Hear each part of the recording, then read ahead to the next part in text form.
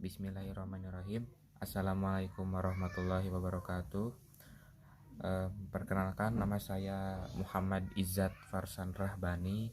Saya dari kelas 12 IPA 2. Saya akan menjelaskan apa itu meiosis. Meiosis disebut juga sebagai pembelahan reduksi karena menghasilkan keturunan dengan jumlah kromosom separuh dari kromosom induk. Meiosis ini banyak prosesnya.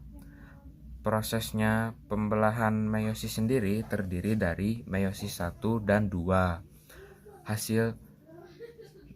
Dengan hasil akhir 4 sel.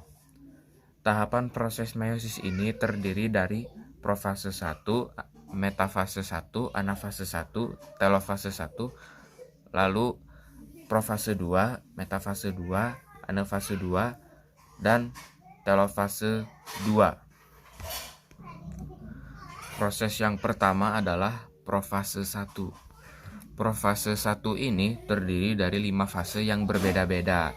Fase yang pertama disebut dengan leptoten. Pada fase leptoten, kromatin berubah menjadi kromosom. Kromosom tersebut terdiri dari 2 kromatid.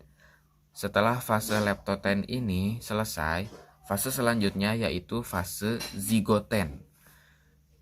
Pada fase zigoten, kromosom tersebut kemudian saling berpasangan dengan homolognya. Homolog tersebut disebut sinapsis. Fase selanjutnya disebut dengan pakiten. Di fase pakiten ada duplikasi kromosom. Fase pakiten juga membentuk kromosom tetrad. Setelah fase pakiten ada yang namanya fase diploten. Di fase diploten ini terjadi pindah silang pada kiasma.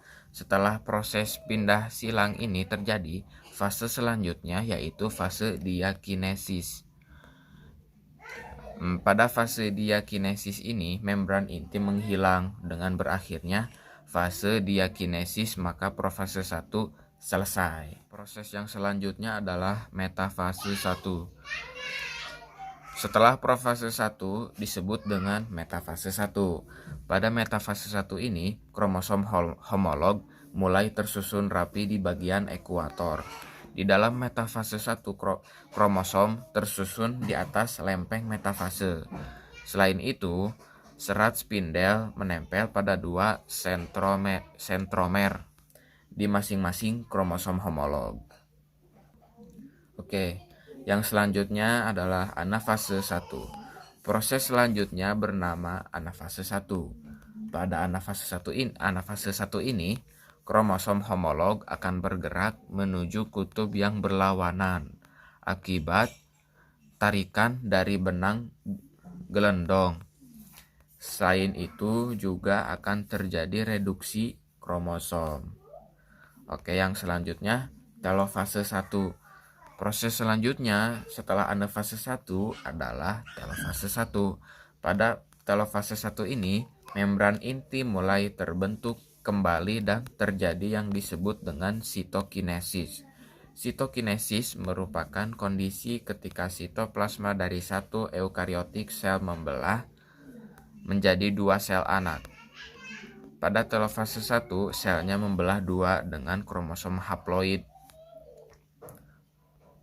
Yang selanjutnya adalah profase 2. Pada tahap profase 2 ini, sentrosom membelah menjadi 2 sentriol yang akan bergerak ke kutub sel yang berlawanan. Kemudian, kromosom akan mulai memendek dan menebal serta membran inti sel mulai menghilang.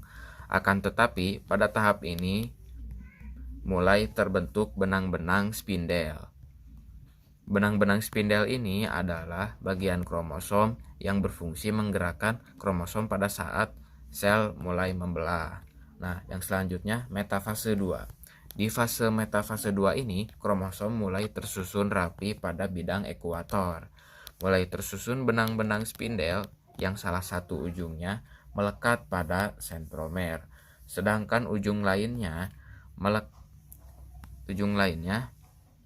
melekat pada kutub pembelahan yang arahnya berlawanan. Yang selanjutnya anafase 2. Proses selanjutnya bernama anafase 2. Pada fase anafase 2 terjadi pemisahan kromatid dengan cara ditarik menuju kutub yang berlawanan. Kemudian kromatid yang sudah dipisah ini resmi disebut sebagai kromosom.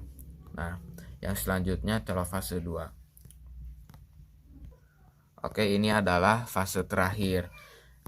Fase terakhir ini namanya telofase 2. Pada telofase 2, benang-benang spindel menghilang dan membran inti mulai terlihat. Pada fase ini juga terjadi proses yang namanya sitokinesis atau pembelahan sitoplasma. Karena sudah tahap akhir, ada hasilnya. Hasilnya adalah 4 sel anak.